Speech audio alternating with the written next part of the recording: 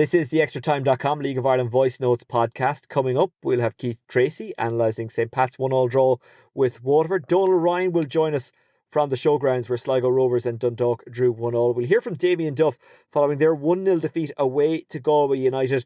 And Extratime.com's Ronan McNamara was at Dalymount Park where Bohs beat Drogheda by 1-0. We'll also have a First Division roundup. We'll start though at the Ryan McBride Brandywell where Derry City lost 3-1 to Shamrock Rovers. But it's not just the football, unfortunately, that we have to address yet again. Barry Murphy, formerly of St. Pat's Bohemians and Shamrock Rovers, was watching the game from the comfort of home. But Gareth McGlynn, formerly of Derry City and Bohemians, was at the game. He was covering it for RTE. Gareth, unfortunately, we're talking about pyro again. What happened?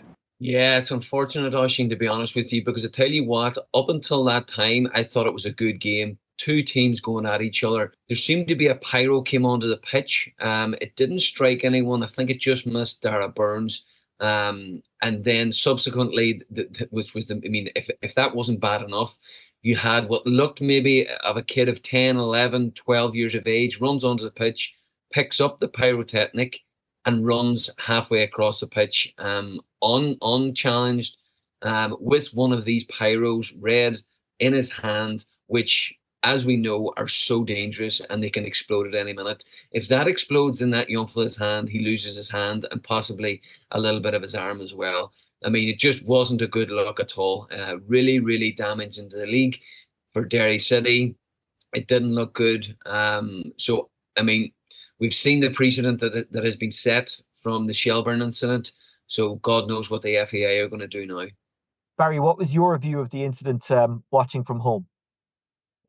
Yeah, listen, there's a throw in down in the bottom left hand corner, and you suddenly do a flare on the pitch, and it's burning through the astro. But what it seemed to be, the camera kind of panned around to the wall behind that kind of the dugout area down there, and there seemed to be stuff coming over from behind the wall there. I know there's a road kind of right behind that stand. There seemed to be stuff coming from over it, and the word from around there seems to be that it came over from that direction, but it's hard to know. But listen, around it's kind of a nuanced thing up there at the moment. Like it has been for a while with security around the Brandywell. I'm talking outside the ground. For years, it's been horrendous, the security. I think every set of away supporters has had issues with objects being thrown at them at one stage or another, and supporter buses as well. And a couple of times I've been up there myself and been on team buses and the windows have been smashed in. So it's not a new thing. But listen, as I said, it's nuanced. It's there's a lot of detail around the security around there, and it's not just the Derry city stewards and things that have to look after it. It goes way beyond that. But yeah, it's not a good look for the league, and what was a really entertaining game itself. And Gareth, at the end of the game, I'm led to believe that Shamrock Rovers fans had to be guided onto the pitch. Can you give us an indication as to why that was, or what the vibe was, what the atmosphere was? Yeah, there seemed to be a few fans behind that stand. Again, fans that weren't in the stadium. So fans that either didn't get into the stadium because they weren't allowed, they hadn't got a ticket, that were throwing things over the wall onto the Shamrock Rovers fans. And the stewards did the right thing. They took them out of harm's way, brought them onto the pitch, waited till it settled down, and then escorted them out of the ground and back to their buses. Yeah. But again, the pyrotechnics is just something that really, to me, there needs to be an education program run out by the clubs. So I think that the League of Ireland have got to kind of set the precedent here and set the tone and roll it out to the clubs for them to roll it out to the fans, because for a 9 or a 10 or 11-year-old to grab one of these things and run for 40 yards with it in his hands, I mean, is so dangerous. I don't think people realise that inside these things there is an explosive element to them. And if that explodes in your hand, then it literally blows half your hand off. They need to be sat down and shown these videos of people that have had either facial damage, burns to their hands, burns to their faces, and then pictures of actual hands being blown off. So that to me is the biggest problem. There needs to be an education program run out. The trouble is that people may not listen, because they should be fully aware of the dangers of pyrotechnics at this stage. And just to address what Barry was saying there, and I don't think he's sensationalizing or anything like that. Obviously there have been issues. is there issues around Derry City generally? And I appreciate why you cannot really get the PSNI involved in match days. And look, there's all sorts of reasons for that we don't have to go into now. But are there issues that need to be addressed generally around Derry City? I think there's antisocial behaviour and disruption at all the grounds. I don't think it's just Derry City. I think home and away, all the grounds, we've hearing about it all the time, whether it's in Tala, in Richmond, in Dalymount, or at Talcott. I mean, it seems to be, even in Dundalk last year and the year before it, there was bad trouble. It just seems to be getting out of hand. I don't know. I agree with you. The PSNI and the Brandywell, you can't really get them involved. I think it's up to the club to sort it out, and each club individually, especially when games are held at their grounds, it's up to them to ensure the safety of the home supporters and also the away supporters. So I think it falls with each club. Yeah, and I have to say, anytime I've been to Derry, I've really enjoyed it. By and large, a great atmosphere. I am not unaware of the things that you mentioned, Barry, and the issues there. But I just think it's fair to say that Derry, they do so much right, but there are things that need to be tweaked. And as you said, Gareth, probably all clubs, or most clubs, or many clubs, could do it looking at certain things around this. Barry, would you like to see? Do you think now home stadium bans, have to come in for pyro issues? And I appreciate that not every issue is the exact same. So this incident tonight, as we speak, wasn't the same as what happened in Weavers Park when Dermot Broughton was hit by a smoke bomb or a flare or whatever it was. And it wasn't the same as what happened in Richmond Park when Cian Byrne was struck by one of his own fans with a flare. Yeah, listen, it all has to be taken on its own merits, each case. Like, you can't really legislate for somebody throwing stones or whatever it was over the wall in Derry tonight. You know, the Derry look after the stewards. They do everything they can to get in stadium right, and probably the only thing you can do is a road closure outside to really kind of cordon off the whole area. I know they do it around Tallaght Stadium. The kind of road, Whitestown Way, is totally closed off, but that's all down to the guards as well. As you said, it is nuanced with the PSNI as well. But listen, they're small enough, these things, where you can smuggle them in. And like, if you're going to punish a club for somebody smuggling this in and the steward not being able to find it, like, where does that lead to? Where does that end? You know, it's down to people having a bit of common sense as well, and stopping your mate doing it who's bringing an image, going, this is going to cost our club. It might cost you, as we've seen this week. You might never be able to come back in and watch a football game again. You know, it's just stupid stuff. It's, as Gareth said, it's all about education at this stage. You sit down and at the very least, you're ruining the game, you're ruining the spectacle for spectators. But on the other side of it, it could cause serious injury. Finally, on this, because I do want to talk about the football, Gareth, would you be in favour of stadium bans, or what way would you look at it? As in home stadium bans? No. I don't believe that the fans should be, the vast majority of the fans, the 98%, should be punished for the 2%. I'm not in that. There's a short-term kind of strategy that needs to be implemented, and a long-term strategy. And the long-term strategy is education of how damaging these things are. I think they've got to be a controlled measure with these pyrotechnics. You see it all over Europe and even in America with stadiums, that they have flares or some sort of pyrotechnics on the pitch that the fans can enjoy. They shouldn't have to. The fans shouldn't have to smuggle them in themselves for them to be able to create the atmosphere. The club have got to get involved. And the big problem is, unfortunately, in this jurisdiction, pyro is illegal. Now, you do see those big fireball things, fire stream things at Six Nations games. So I think maybe they could use those. I know that in your jurisdiction, it's slightly different for pyro, so maybe it is possible there. But as I was saying during the week, you know, there's a lot of politicians who follow the League of Ireland. So if we really want to lobby hard enough, we can get them to change the laws. You know, there's nothing stopping us bringing in safe pyro. So I see your point on that, because there is such a thing as safe pyro and cold pyro. So maybe there's a way through. Lads, I do want to talk about the football. Gareth, I'll start with you because you were at the game. Aaron Green scored twice. Richie Towell added a third. Derry scored a goal in injury time, but it was just too little too late. What kind of match was it, Gareth? It was a good match. The first half was a great match. You had chances at both ends, both of the best teams in the country going at each other. It was really, really good. Derry started the game well for the first 12 minutes. Rovers then sort of wrestled possession, wrestled control a little bit towards the end of the first half. And then the second half, it was all about Rovers. But in the first half, there was 3 or 4 incidents where Rovers nearly got Aaron Green in behind. Derry were playing a high line, and during the transitions, they were trying to get Aaron Green in using his pace, and it almost happened. They missed Richie Toyle missed a chance in the first half. I don't know how he missed it. He was 2 yards out and he hit the only man on the line. But that was the warning sign, and Derry City did not. They did not heed that warning sign. The second half, Aaron Green in general could have had 4 goals. He was put in behind twice, took his goals really well, and then Richie Toyle kind of rounded it off. But Rovers, the second half, it was, I have to say, they were impressive, but I was more disappointed with Derry's second half. I expected at home against the champions to show a bit of drive and a bit of passion and a bit of hunger to go and try and get a winner. It just did not happen. They were very, very disappointing in the second half, and you could see it with the crowd's reaction. I mean, Patrick Hoban comes on and does what he does best. He goes and gets a goal, but they can't be relying on one player. The rest of the players have got to step up. Michael Duffy was very good on the night, but apart from that, Derry just weren't good enough. Too many players let them down on the night. And again, these big games, when it's a good opportunity to put a marker down against the champions, Derry City have failed, basically. Did Derry City play into Shamrock Rovers' hands, Barry Murphy? Yeah, listen, they were very good. As Gareth said, first 50 minutes, they were excellent. But you always felt that Derry had to score in that period where the inevitable would happen. Aaron Green, as Gareth said, got in, had a great chance, and the writing was kind of on the wall for them. Then Mullen had a great chance. McMullen hit the bar. Michael Duffy was brilliant. He had Dan Cleary on toast at the start of it. He cut back in, got a great shot off.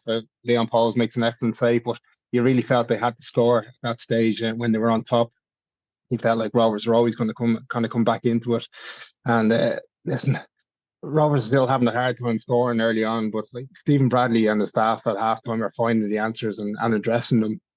Derry seemed to ask all their questions of Rovers in the first half an hour, and kind of lately for them, they run out of questions really if they don't get joy early on, and that's where Rovers pounce. They kind of lull you into a false sense of security to give the ball away in dangerous positions. And as we said early on, Aaron Green had a great chance in that, and that should have opened their eyes to for Derry. And at the back, it was like table football at times from Derry at the back. Connolly and McElhenney just looked so rigid and slow. And I know it's early enough days for in the league, but at the moment, only Drogheda and Dundalk have a worse defence than them this year. So, they were always going to give up chances. But again, Rovers tend to give up chances as well. It's just teams aren't taking them against Rovers at the moment, and Rovers punish you inevitably in the end.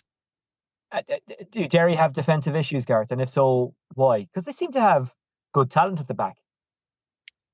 They do. Well, Derry at the minute, before tonight's game, Derry were the highest scorers in the league. So they didn't have any problems on that side of it, which, to be honest with you, last year was their problem.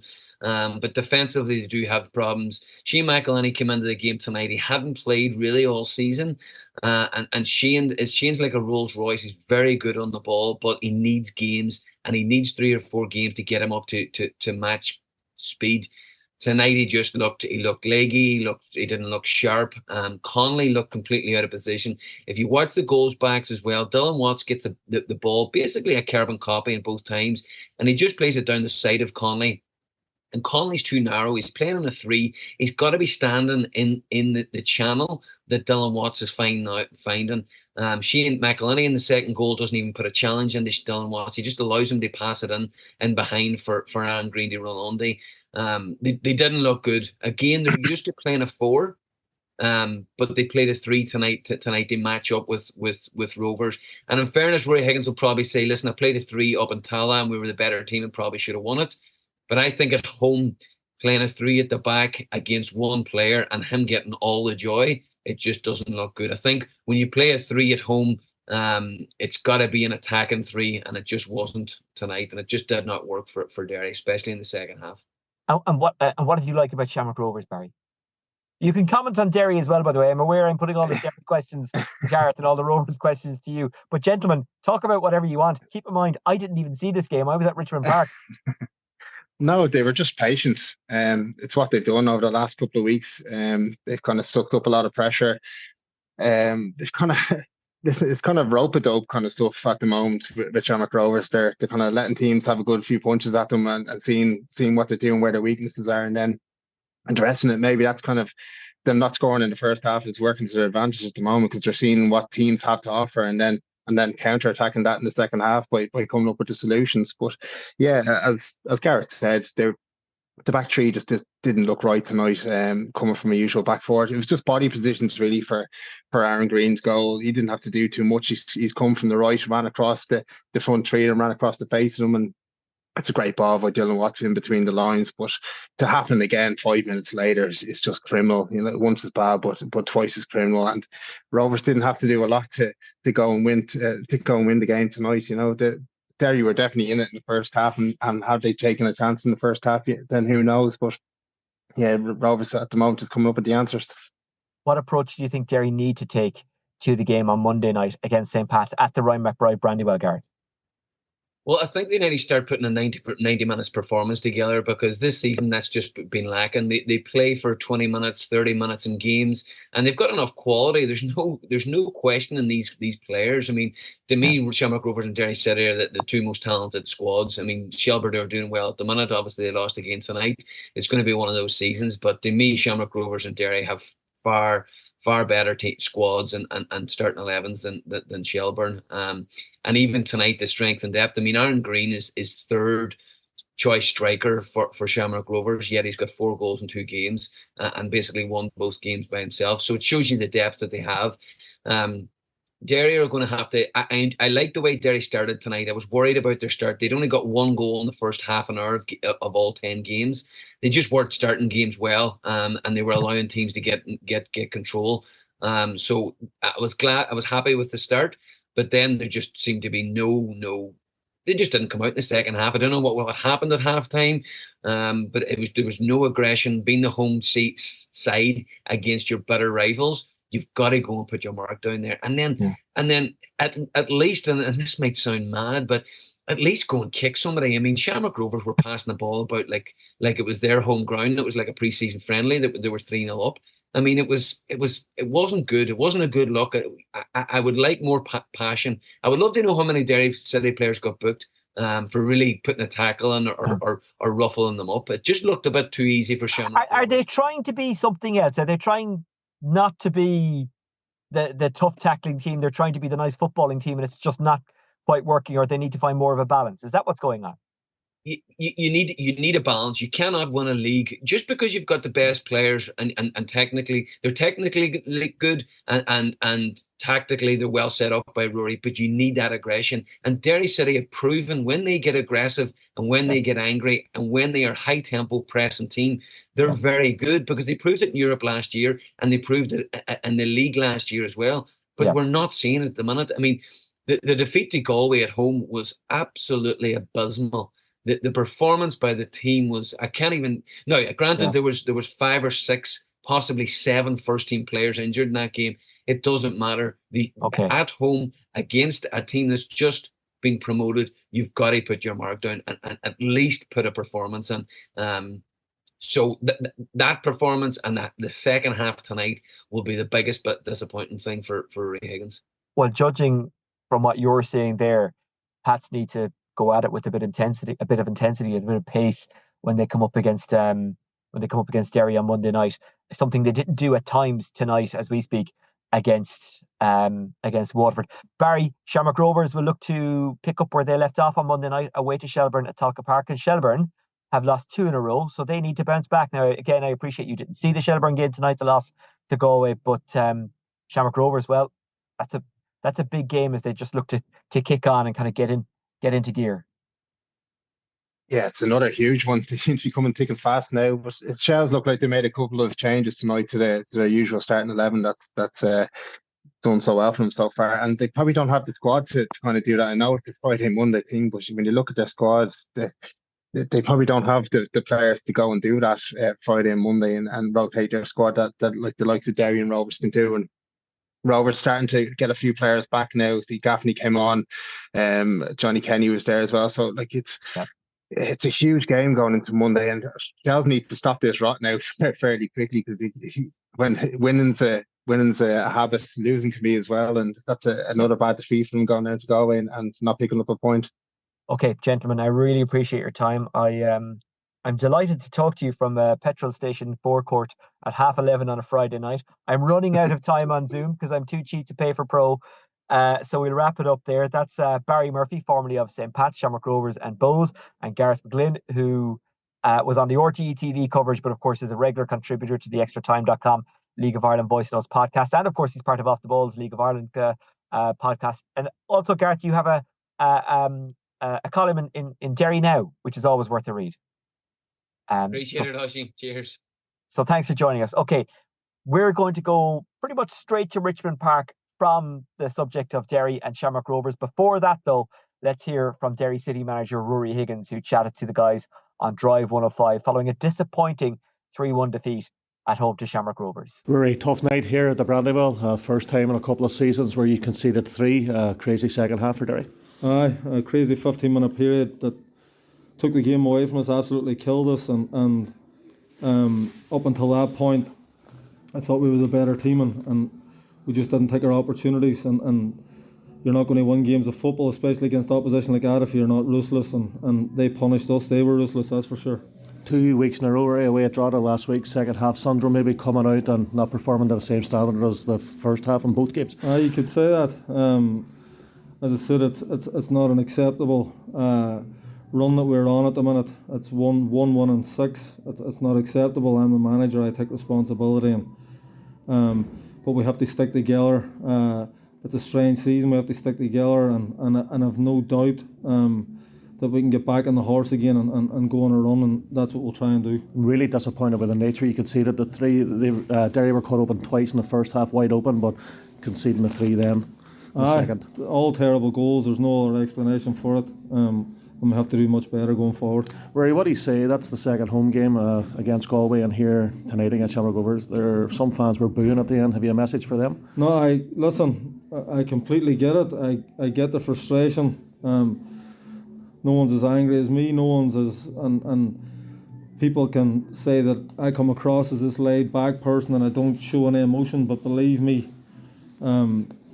it's gut wrenching, and we expect better, and we want to produce better for our supporters, and hopefully we can do that on Monday night. And as I said, the run of form that we're on at the minute isn't acceptable, and we need to try and change it, and change it fast. So you'll work hard. You say you don't lie down. You'll expect bounce back on Monday, and you'll expect a response from your team come Monday. Yeah. This is the Extratime.com League of Ireland Voice Notes podcast, and we're in Richmond Park where St. Pat's and Waterford drew 1-1. Asamoah putting Waterford 1-0 up in the first half. A header from Amond from a McCormack corner. McCormack formerly of St. Pat's, of course. And Asamoah was standing just in front of the line and flicked it on beautifully with his heel. Would it have gone in anyway, the header? I'm not sure, but Asamoah made sure. In the second half, St. Pat's got an equaliser when Forrester took a shot. The keeper parried it and Kavanagh poked it home. The Waterford fans off to our far left at the shed end, still singing about 10 minutes maybe after the full-time whistle. They seem happy with the draw. Should they be? Or could Waterford have won this one? Former St. Pat's and Republic of Ireland player Keith Treacy, who was on LOI TV with me. Yeah, they definitely could have won it, Oisin. They had the better chances within the game, but I think if you're Waterford, we're all expecting Waterford to go and do great things over the next couple of years within the league. But to come to Inchicore, your first season back in the Premier Division, to come here and get a draw it's no mean feat. And they were probably the better team, Oisin. Although the fans are singing over there, I do think a lot of them in the back of their heads will be thinking we could have easily won this. What did Waterford do right tonight? What impressed you about them? I thought the way they played, they didn't mess around with the ball in the middle of the pitch. They didn't let Pat shape their press whatsoever. Any sort of bouncing ball, 50-50 in the middle of the park, they just hooked it over the Pat's pressing. Pats couldn't really press them. If you can't press a team, it's very, very hard to go and get after them. And their shape, when the two banks of four, at times it dropped into a 4-4-2, a 4-5-1. It was really, really good. And they're a defensive team. They can be a defensive team, but with Asamoah, they can transition from a defensive team to an attacking team so quickly. And you see the difference when Keaton comes on once or twice. His touch is not quite there, and the whole move breaks down. When it goes into Padraig Hammond, it sticks, and he brings Asamoah into the game, and they get themselves up the pitch. So they're a very good team, Waterford. They won't be turned over easily by a lot of teams. What did you make of St. Pat's tonight? A little bit slow in possession. At times, too many touches. Redmond, Keeley, Turner, all guilty of slow play at times. But I did like when Chris Forrester come on, when Mulroney come on. The tempo seemed to just lift a bit. Keaton at times, he was a target man. Okay, his touch wasn't great, but he was providing that little different option. He was a target man into the box, and when the ball goes into wide areas, Waterford are really, thinking we have to go out and engage now. So it just gave Waterford something different to think about. But what I really want from St. Pat's is a 90-minute performance, Oisin. We've had little bits and bobs there in the second half of showing us. The second half against Shamrock Rovers was brilliant, but what I really want is a 90-minute complete performance. They now go to St. Pat's or to Derry on Monday night. That's a tough trip. It's about the toughest trip you could get after a disappointing result. It is. It's a very difficult place to go. And the one thing I will say is, nobody likes going up to that plastic pitch up in Derry, but I actually think Shamrock Rovers did tonight. Shamrock Rovers did, yeah. But I know what you mean. I don't think it's conducive to good football, and I think when a lot of teams go up there, Derry will try and play football, and you can shape your press, you can get after them. And I honestly think when you go up to Derry, it's the team that makes the least mistakes will go and win the game, and that's a very basic view, but I think the pitch really does come into it that much. Just before I let you go, and I'm throwing this one at you, Mark Canham came out with an update today saying we may not have a manager for quite some time. How frustrating is that for you? And how damaging potentially is that when a manager isn't going to be there for ages, has missed a couple of windows now to work with the players, and is pretty much going to go straight into a Nations League campaign? Yeah, I think the words used are shambolic, embarrassing. It really is getting towards that now. I think Stephen Kenny lost his job in and around November. We're being told we won't have an appointment until September, and we're going straight into, playing probably one of, if not the best team in the world, one of the best teams in the world in England. So any manager coming in is thinking, I'm not going to have a lot of, probably 48 hours with the team to get a bit of shape on it. It's not ideal whatsoever, but we're scratching around, Oisin. We're in a very, very shallow pool, and who's going to be the next manager of the Republic of Ireland? I have absolutely no idea. Okay, Keith Treacy, formerly of St. Pat's and the Republic of Ireland, thanks for joining us here in Richmond Park, where Waterford and St. Pat's played out a 1-1 draw. We're in the TV gantry at the moment. I'm going to run across and do the post-match interviews now. That will take me a few minutes, but for you listening on the Extratime.com League of Ireland Voice Notes podcast, you'll hear those interviews right this very second. Keith Long, Waterford manager, a 1-1 draw here at Richmond Park against St. Pat's. Are you happy, or are you a little bit indifferent because that's a game you could have won? We had the better chances in the game, so I'm disappointed to have dropped 2 points away from home to St. Pat's, which is something in itself, considering that we're a promoted team adapting to the Premier Division, adapting quite well. But Pats would be expected to win at home against a newly promoted side. Yeah, we had probably the better chances in the first half that we feel we probably should maybe take advantage of. Pats had lots of territory, lots of possession. And we knew coming here today, they test you in wide areas, they create overloads down the sides, they get balls into the box and they'll take shots. And it was from a pot shot really that our goalkeeper probably should do better. So we've given up a goal that really, if Sam claims it, if he handles it clean, it doesn't spill out to Brandon Kavanagh, and we defended really well. When we're asked to defend, we defended the moments excellently well. So we're disappointed not to come away with the win. Padraig Armand was excellent again tonight, and I think he even cleared one off the line. He's really leading the line for you, isn't he? Yeah, no, our spine of the team is very good. If you take into consideration that Sam Sargent has been outstanding for us this year, really, really good for us in goal, one of the top goalkeepers in this league. He makes a mistake tonight, as goalkeepers, any mistake he gets punished. He's been really good. Darragh Leahy, Grant Horton have been outstanding. The centre of the park, Harvey McAdam is growing. Ronan McDonald is a really, really talented footballer for us. Ben McCormick coming back to his old club tonight puts in a real shift for us, and like you said, Padraig Armand up top, he's just relentless in terms of his work rate, his effort, his honesty, and he makes the difference in both boxes. He really, really does, and he's clever. He's an experienced player, and you can see how in tune his body is to the game, but how in tune his brain is to the game. I'm massively oversimplifying. You look well drilled, but not only that, you have players all over the pitch who can take their opponents on, who can dribble, who can move, who can pass, who can do it all. They're not just about getting them behind the ball and putting in a shift. They can do that, but they're about so much more from what we've seen tonight. Yeah, and that's been the way it's been for large parts of the season so far. So we've got solidity, we've got boys that want to defend, relish defending. We're disappointed to give up a clean sheet tonight. We've kept back-to-back clean sheets prior to tonight, and we do have a counter-attack, a cutting edge with our wide players, with our front players. We've got some very offensive players. So, yeah, listen, we're disappointed not to have won tonight, but I suppose when you come here against St. Pat's, you know, top side in this league, won the cup last year, European team from last season, will be expected to get Europe at a minimum this year. To come here to feel disappointed coming away with only a point, I think that's a measure of how we played tonight. And finally, we'll only get a fleeting glimpse at him, unfortunately. Romeo is off to Southampton in the summer. Great move for him. It seems like it's a good deal for the club as well, but he looks like he's going to be a special talent. Well, he already is. Yeah, and it's difficult for a young player to come into a game with, you know, in the moment that he did tonight. He gave the ball away a couple of times, but he also showed glimpses of the potential that he's got. You know, he's a talent. He's one of the players that have come through the academy at Waterford. He's probably the first player that's come through. You know, Mike Egan deserves great credit for what he's done down in the academy at Waterford, along with all the other coaches, for developing the likes of Romeo. We got Jason Healy, an underage international. We got Adam Quealy as well, on the fringes of the first team that are coming through. Waterford produce footballers, don't they? It's a county that's always produced footballers. So long may that continue. Long may it continue that we have a vibrant, thriving academy with young players given the opportunity to play in the first team.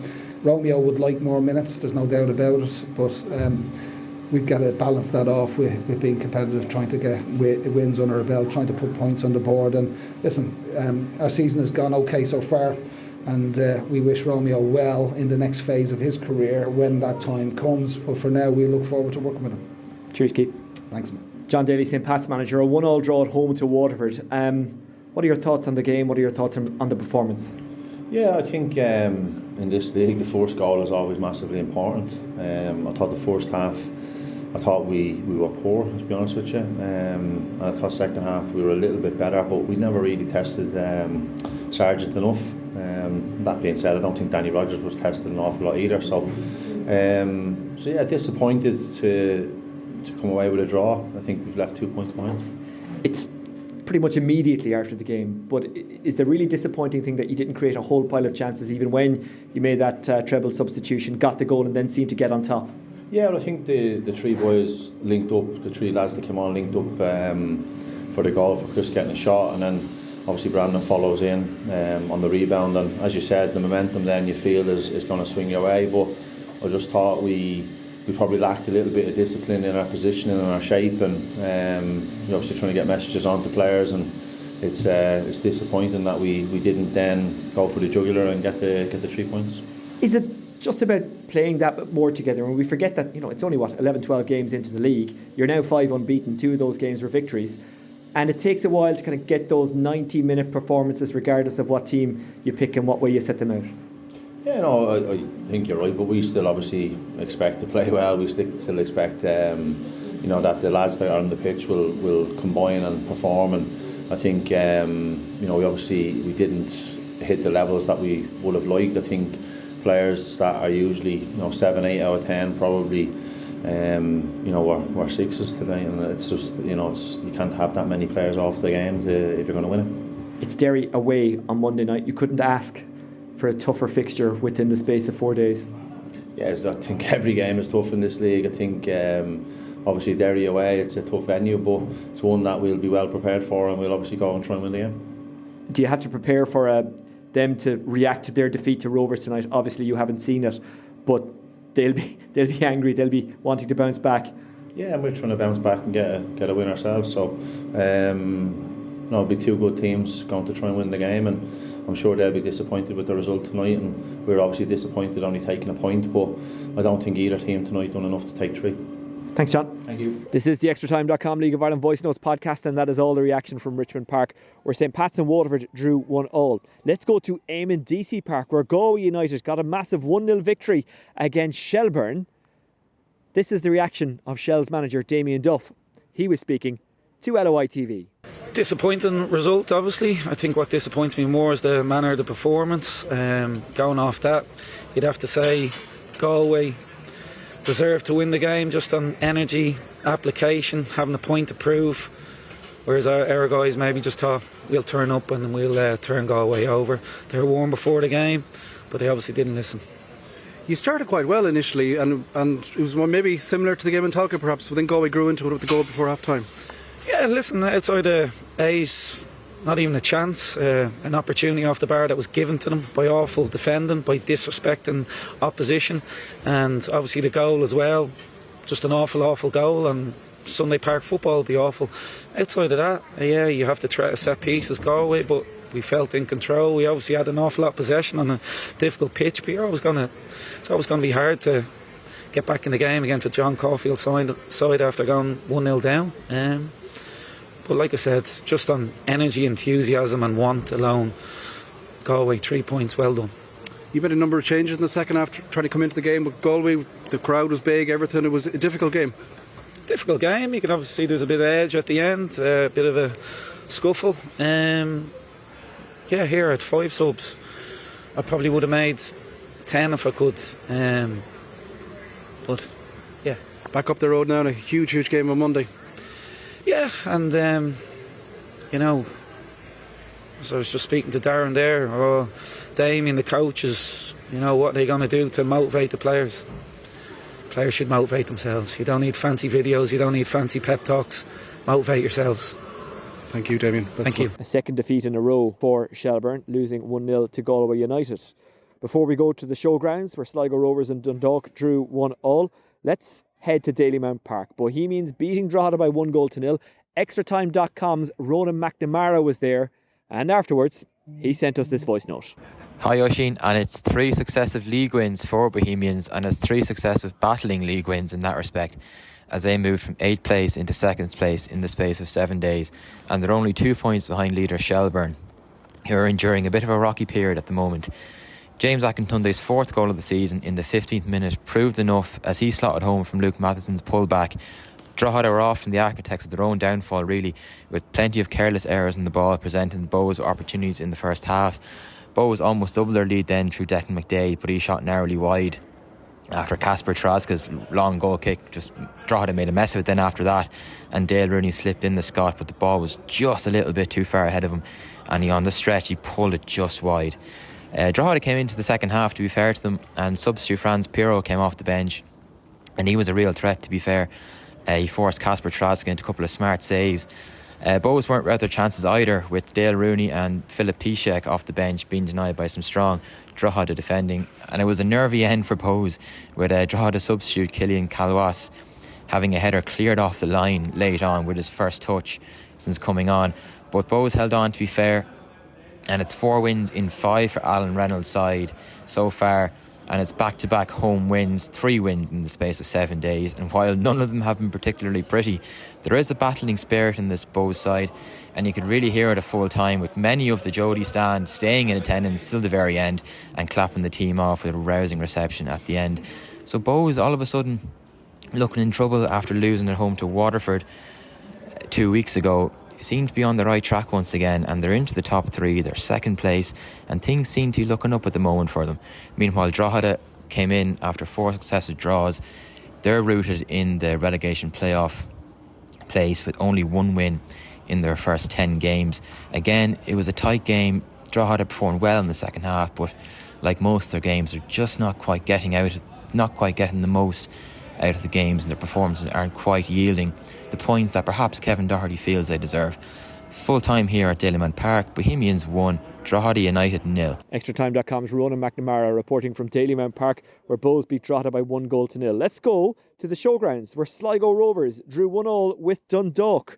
Extratime.com's Donal Ryan, who also commentates for Ocean FM and LOI TV, was there, and afterwards he was joined by a friend, and they sent us this voice note. Thanks, Oisin. And yes, full time here in the showgrounds. It's finished Sligo Rovers 1, Dundalk 1, and it's Donal Ryan here doing commentary this evening on the game along with Declan, Boyle and Declan. We have to say, on the balance of the game this evening, I think a draw is a fair result.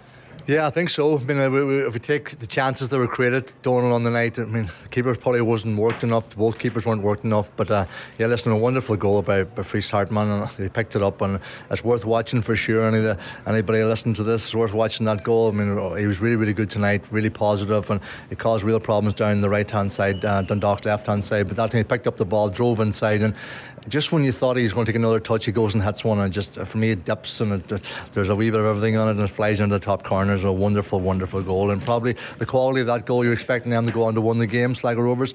But Ferdinand Dundalk, after they conceded, they came back into the game again. The game got a wee bit stretched from Sligo Rovers' perspective, and that obviously allowed the space for Dundalk to come back into the game. But we know the quality Dundalk have. We're just looking through their squad of players. They are sitting now in is it 5 points now? Is it 4 points? Is it 5 points? And you know, you're looking at them. The results have been good. Performance tonight was good. They're fully supportive of Burnsy and the manager and Gartland as well, and they've done really, really well tonight. Good performance. Second half they came out probably, as I was saying to you in commentary, I think that John Russell would have said, okay, the first 10 minutes make sure we start well, it's like a Rovers start well, and that wasn't the case. I think we gave away a soft penalty a wee bit to Dundalk, and they ended up scoring a one each and giving them a wee bit of momentum in the game, and from that they drove forward, and for the last 20 minutes it was end to end, transition to transition. The quality wasn't good in the last third, and the final ball was poor, but you have to say, for excitement levels, both teams went at it, they give it everything, and it was a really, really good, entertaining second half, and probably a draw was a fair result, Donal, as you say. Yeah, on for Fries Hartman's goal, an absolutely spectacular strike from outside the box that found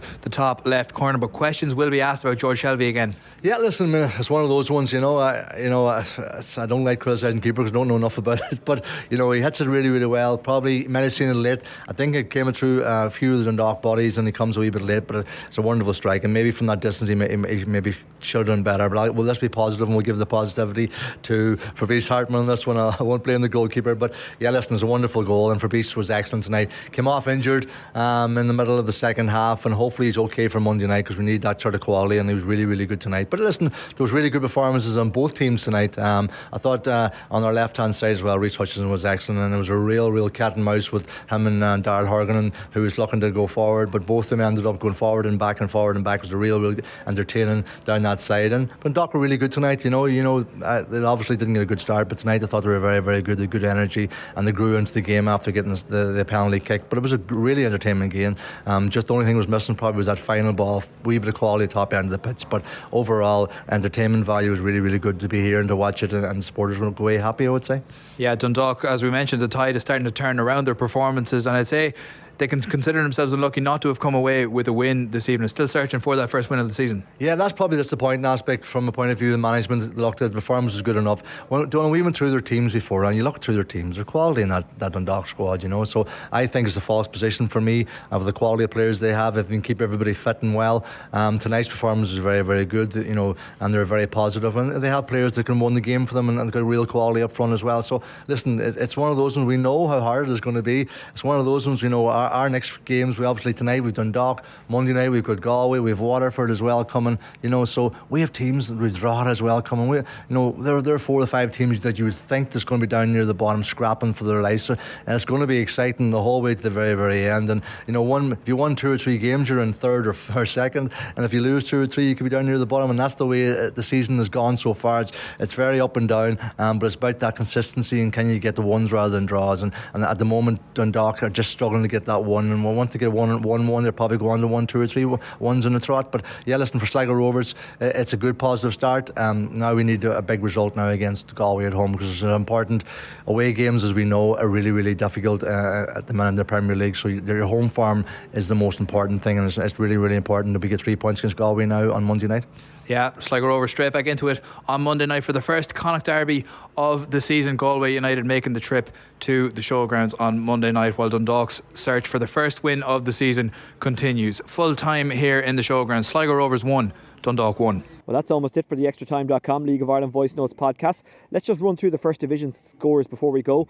Bray Wanderers 2, Treacy United 1, Cove Ramblers 2, Finn Harps 0, Kerry 1, Athlone Town 2 and Wexford 2, UCD 3. We'll go to the Premier Division table in just a moment, but before we do, here is what the first division table looks like. Cork City 4 points clear, but with a game in hand on UCD. They're on 22 points, UCD second on 18, Finn Harps third on 18, Bray Wanderers 4th on 15, Wexford 5th on 15, Athlone 6th on 15. Treaty United 7th on 12. Cove Ramblers 8th on 10. Kerry 2nd from bottom on 9. And Longford bottom of the pile on 4 points. And I'm sure if you care that much, you know what the Premier Division table looks like now. Well, we'll go through it anyway. Shelbourne on 21 points. Bohemians 2nd on 19 points. Shamrock Rovers warming up. They're 3rd on 18 points.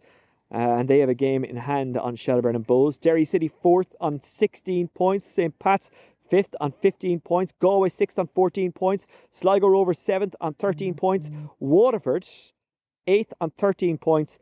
Drogheda 9th on 8 points. And Dundalk bottom of the table on 5 points. But they did get a morale boosting draw away to Sligo Rovers. And there are fixtures on Monday night. Sligo Rovers hosting Galway United. Derry City up against St. Pat's. And Shelbourne welcoming Shamrock Rovers. That's such a big game. Well, it always is, but it's especially big now after the last couple of weeks and the dip that Shelbourne have had. We will have an Extratime.com League of Ireland Voice Notes podcast after those games on Monday night, by the way. Tomorrow, by the way, it is the Avenir Sports Women's All-Ireland Cup. Linfield taking on Bohs, Shelbourne up against Cork City, Wexford taking on Cliftonville Ladies, Shamrock Rovers up against DLR Waves, Galway United playing Glentoran Women, and Athlone Town taking on Sligo Rovers. In the first division, Longford Town host Cork City. And just before we go, I was sent a link by Aoife Mullen, who is hosting the St. Pat's watch along on the St. Pat's app tonight. There will be, by the way, another watch along on the St. Pat's app on Monday night. So if you can't watch the game for whatever reason, you can get live coverage on that. You can use it as a radio service because it's live commentary, and we get contributions from experts and whatever on the game. But anyway, that's a change of subject. What she actually sent me a link to was John Fallon of the Irish Examiner story that Noel King is being linked with Dundalk. Now, I have to say that's a surprise to me. I didn't know he was in the running. I thought he was done as a manager in the League of Ireland, but maybe he isn't. Now, this is a man who's done tremendous things in the League of Ireland. I'm not sure that's a move that the Dundalk fans will welcome. I think they'll see it maybe as a backward step, but I could be wrong. And they could be wrong. And Noel King has a tremendous knowledge of football, and I would say there isn't a thing about the League of Ireland he doesn't know. So we'll see what happens there. Right, that's it from me. As I say, an Extratime.com League of Ireland Voice Notes podcast coming on Monday evening / Tuesday morning, reacting to Monday's games. If you can like, review, rate, subscribe, and all of that kind of stuff, that would really help us out, and you can do that on no matter what platform you listen to this podcast on. I'll talk to you after the weekend. Enjoy the rest of your weekend. Take care. Bye-bye.